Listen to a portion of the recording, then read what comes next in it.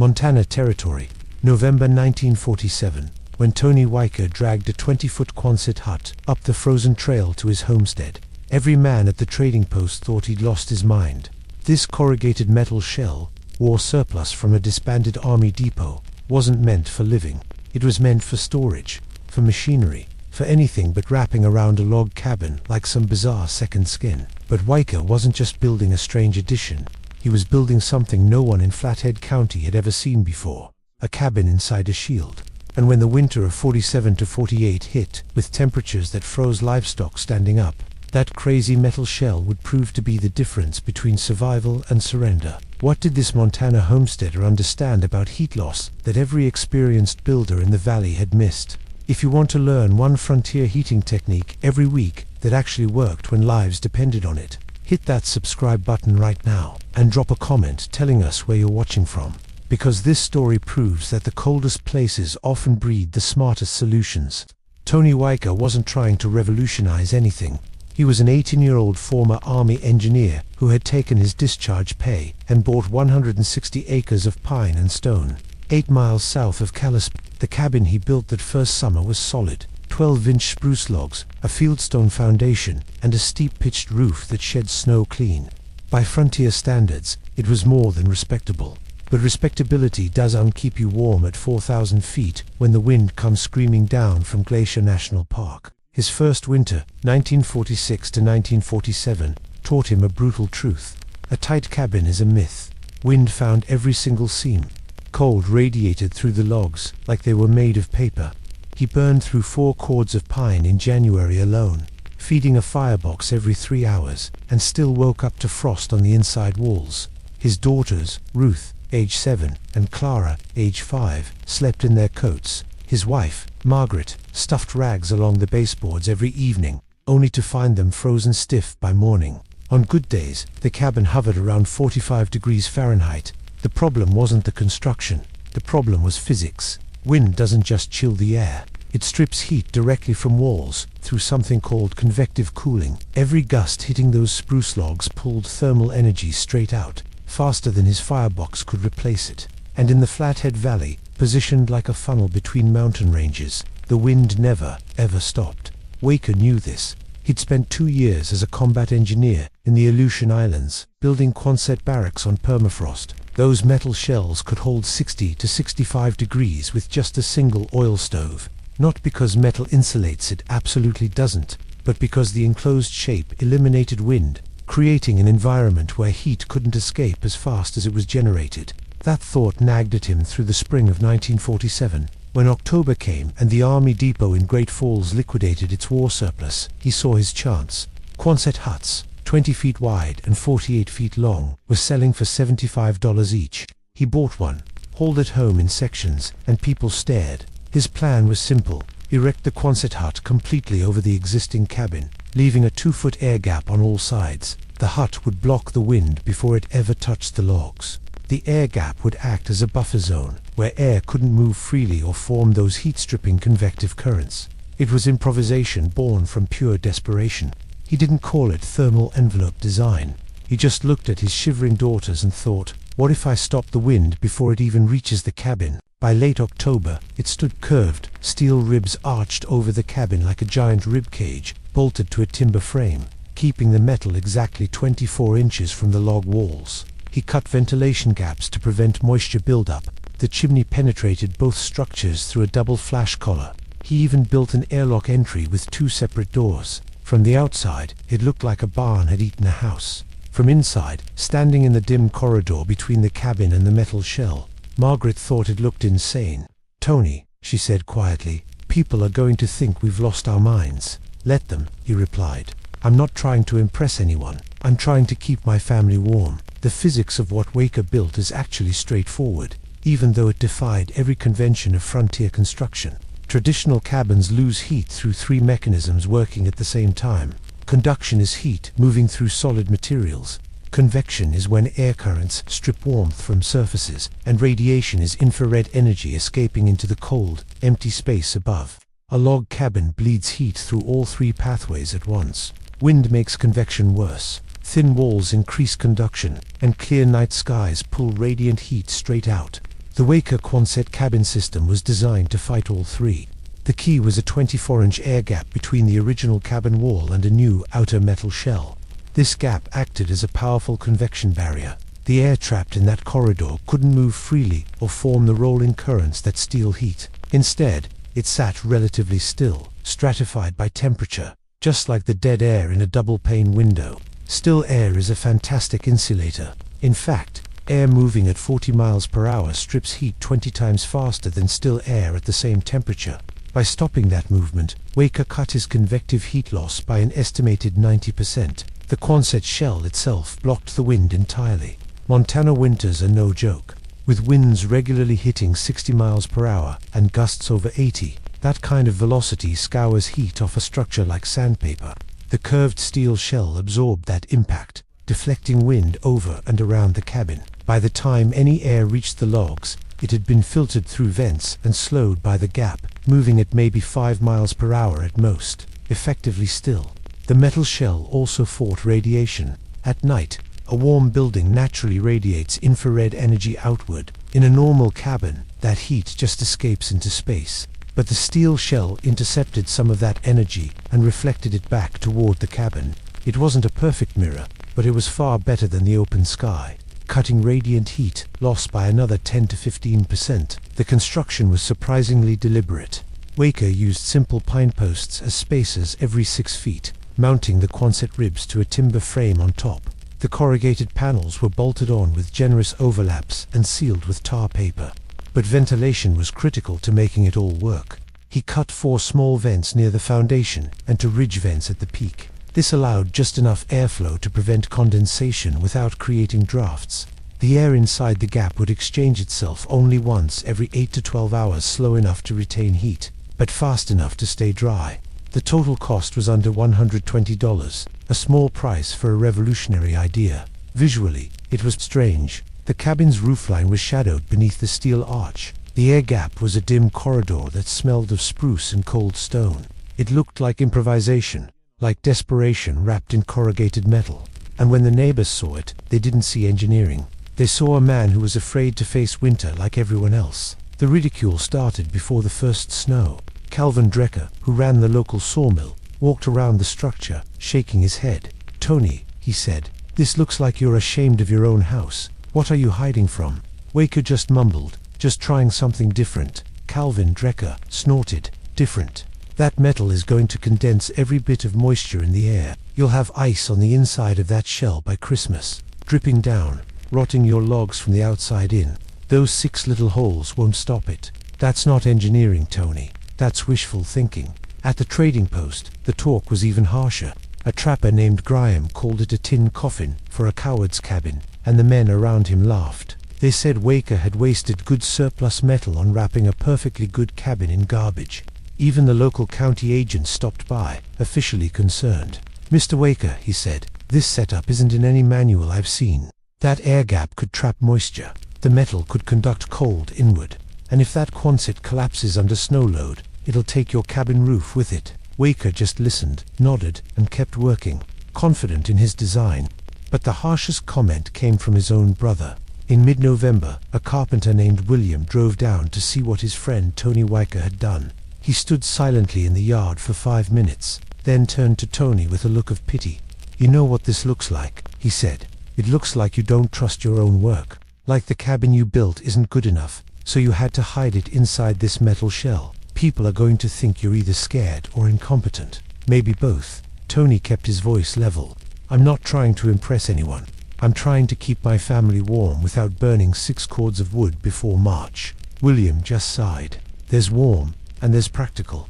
"This isn't practical, Tony. This is desperate. We've been building cabins here for 70 years. If this worked, someone would have tried it already." He left without even staying for dinner. By late November, the Waker place had become a local spectacle. People would ride past just to gawk at the metal barn house. Some laughed, some were genuinely concerned, but no one thought Tony had solved anything. They saw a monument to fear, a home wrapped in shame, guaranteeing a miserable winter. Then December came, and with it, the kind of cold that separates theory from reality. The winter of 1947 to 1948 is still on record in Montana as one of the most severe of the 20th century. A high-pressure system stalled over Alberta, funneling Arctic air straight down the Rockies. On December 8th, temperatures in Kalispell dropped to -18 Fahrenheit overnight. By the 12th, it was -31. By the 18th, -38, with wind chills plummeting below -60, and it didn't let up. For 23 consecutive days, the thermometer never once climbed above zero. Daytime highs hovered near -10, with nights colder still. At the trading post, the talk was all about fuel. Cordwood supplies, meant to last until March, were vanishing. Families were burning half a cord a week just to keep their homes above freezing. And even then, most houses couldn't get above 40 degrees inside. Frost formed on interior walls. Water buckets froze solid indoors. Chimneys started failing as the extreme cold caused creosote to freeze in the flues, blocking the draft and forcing smoke back into the cabins. Families woke up choking, stumbling into lethal cold just to clear the blockages. Livestock began to die. A neighbor lost 6 cattle that had huddled against a barn wall and froze, standing up. Then, people started noticing something strange about the Waker place. First, it was the smoke, or rather, the lack of it. Most cabins were pumping out thick, constant plumes of smoke. The Waker chimney, however, showed only a thin, steady trail, like you'd see on a mild October day, not in a deep freeze. A man named Graham rode past on December 20th and saw Tony outside in his shirtsleeves, splitting wood. Not frantically, just casually. On December 23rd, Calvin Drecker, who ran the local mill, stopped by with a delivery of emergency cordwood. Tony's wife, Margaret, answered the door. Through the opening, Drecker saw the Waker girls sitting at a table in cotton dresses. Not coats, not blankets, dresses. "Is everything all right?" he asked, suspicious. "We're fine, Calvin," Margaret replied. "You need wood." "We're managing fine." Drecker glanced at their woodpile. "That's maybe 3 days' worth at normal rates. That's all you have." His voice rose in disbelief. "We're burning less than a cord every 2 weeks, she said calmly. "People are burning half a cord a week just to stay above freezing." Margaret simply stepped aside. "Come in and see for yourself." Drecker stepped through the airlock and into the cabin. The warmth hit him like stepping into a different season. Not stifling hot, just warm. Tony stood up. "Calvin, didn't expect you." Drecker was stunned. "What's your temperature in here?" Tony glanced at a wall thermometer. "It's about 63 right now. It was 68 this afternoon. 63 degrees. Drecker had families on his delivery list who were celebrating if they hit 40 degrees inside. Children were sleeping in coats under piles of quilts. And here, it was 63 degrees, while outside it was -38, a difference of 101 degrees. Drecker walked over to the thermometer, not trusting his eyes. The mercury sat calmly at 63. He touched the cabin wall. It was cool, but not radiating that brutal, bone-deep chill he felt in every other home. "How is this possible?" he asked. Tony explained. "The air gap between the cabin and the shell stops the wind. The shell blocks convection. The still air between them acts as insulation. It works exactly like I thought it would." Drecker looked around the room. The girls were doing schoolwork in their dresses.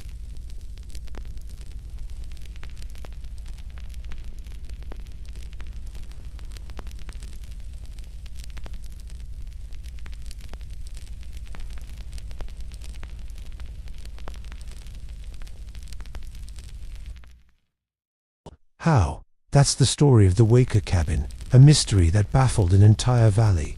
It all started with Calvin Drecker. He saw firsthand that the Waker family was enjoying impossible warmth, and it wasn't just luck. This was a fundamental breakthrough in heat retention. The numbers that came out of this humble cabin didn't just surprise people, they completely changed the way they thought about survival. Word spread like wildfire.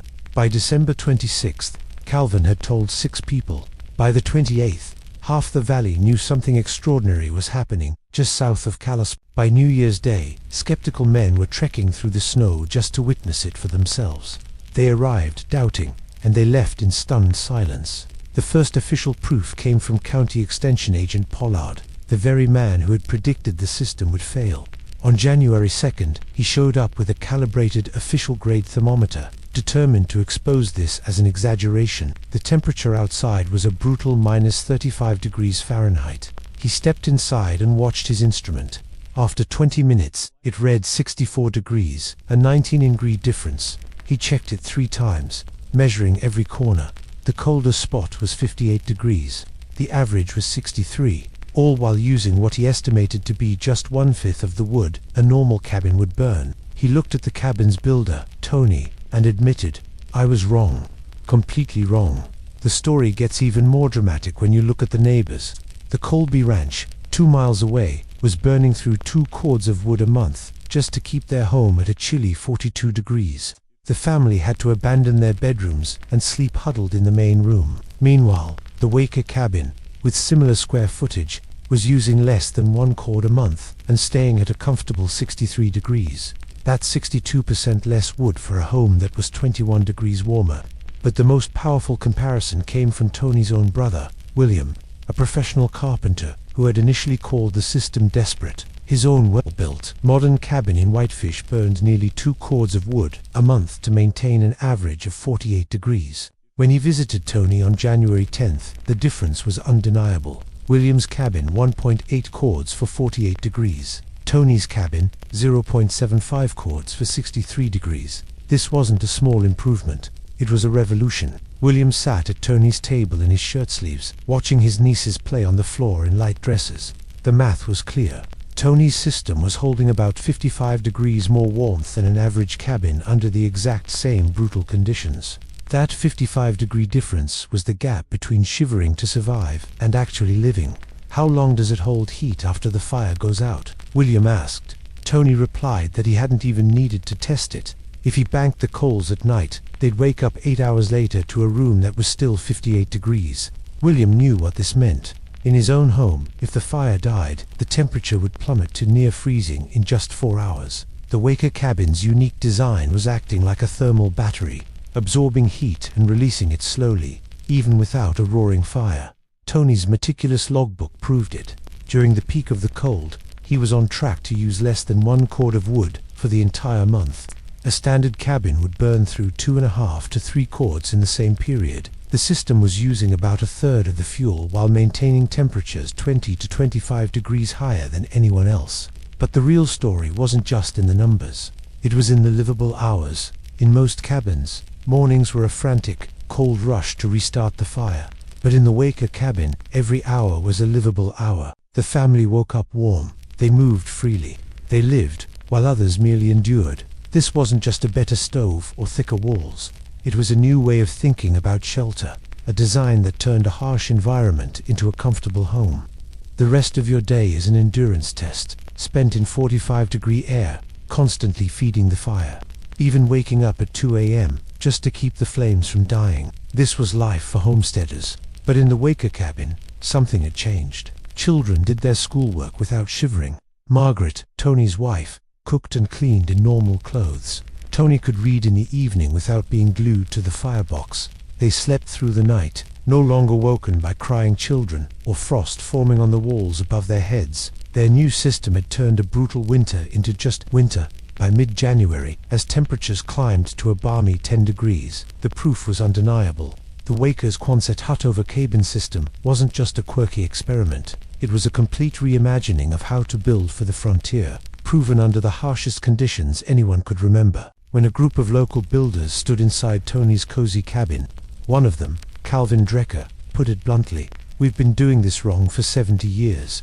Tony figured out what all of us missed. The question was no longer if it worked, but could it be replicated? The idea spread the way real innovations do on the frontier, not through grand announcements, but through practical people making practical decisions to survive. The first copycat was a homesteader named Vernon Earhart. He was running out of firewood fast and had 2 months of winter left. He'd seen Tony's setup and understood the principle. He didn't have a Quonset hut, but he had a big hay barn. He built a second wall inside his existing cabin, creating a 16-inch air gap. Then he loosely filled that gap with straw, enough to stop the air from moving. The whole thing took him for days and cost almost nothing. The result, his fuel use dropped by 40%, and his cabin was 12 degrees warmer. Word of Earhart's success traveled fast. Within a week, 3 other families were interested. By February, 2 more cabins in the valley had their own versions of the double wall system. One family stretched canvas over an exterior frame, creating an 18-inch air bubble around their entire home. Another just built a simple extension to cover the two walls that got hit hardest by the wind.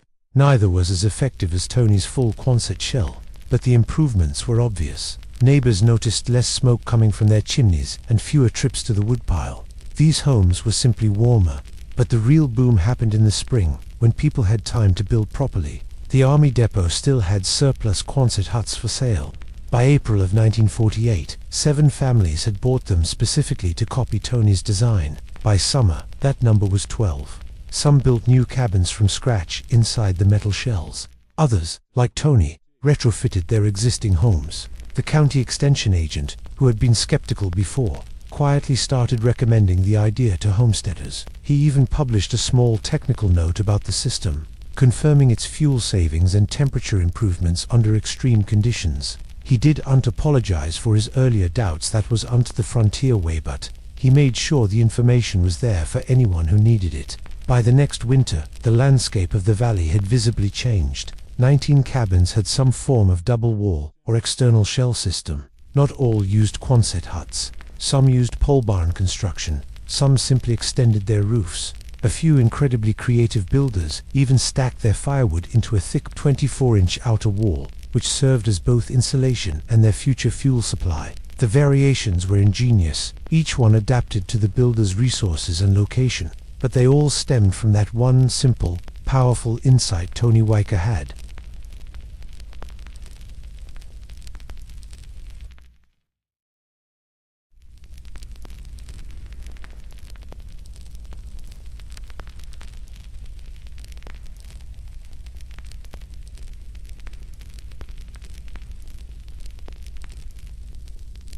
The best implementations, the ones closest to Tony's original design, achieved even higher gains. But the real impact wasn't measured in degrees or cords of wood. It was measured in human dignity. Families who had spent previous winters huddled in coats, sleeping in shifts to tend fires, watching their children shiver despite their best efforts.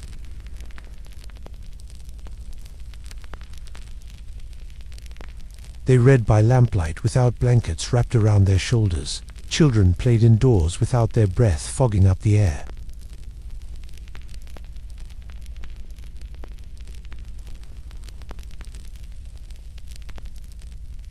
He put it most plainly during a conversation at the trading post in February 1949. "Tony, did you just build a warmer cabin?" he said. "He gave people back their winters." Tony, always modest, never advertised or charged for tours, but he also never turned away anyone who wanted to see how the system worked. Men came from as far as Idaho and Wyoming. They looked at the construction, asked questions, and took measurements. Some brought notebooks. A few even brought cameras. Margaret would serve coffee while Tony explained the ventilation system, the spacing calculations, and the critical importance of keeping the air gap unobstructed.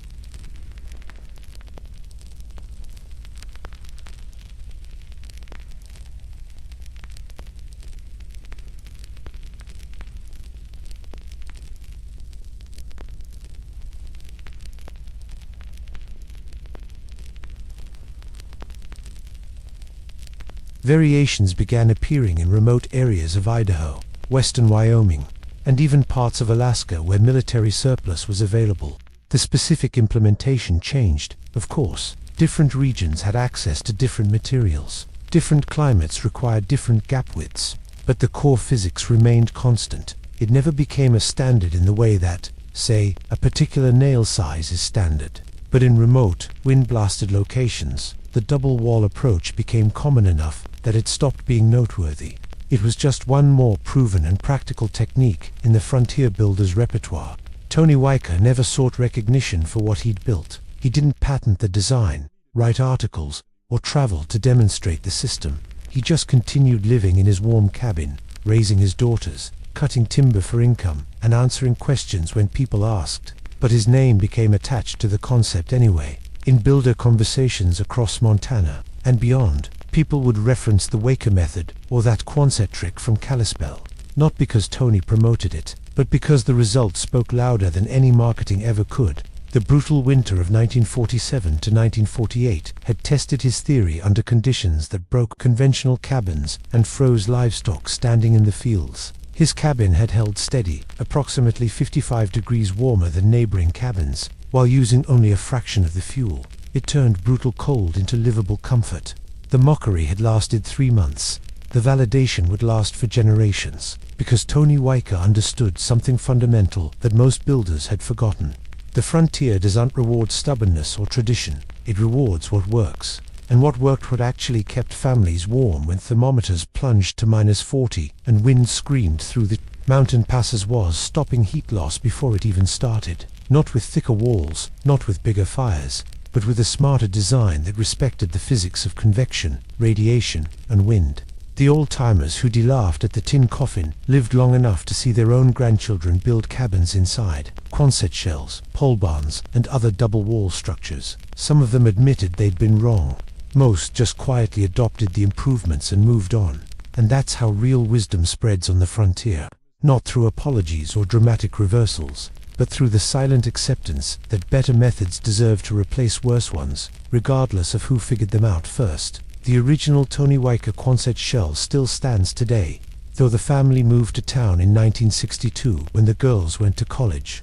The cabin inside remains structurally sound, the air gap is still dry and functional, and the system performs exactly as it was designed to, 75 years after it proved everyone wrong. And somewhere in Montana, on a January night when the wind howls and the mercury drops, a family sits warm in a cabin they built based on a design that started as a joke and became a standard.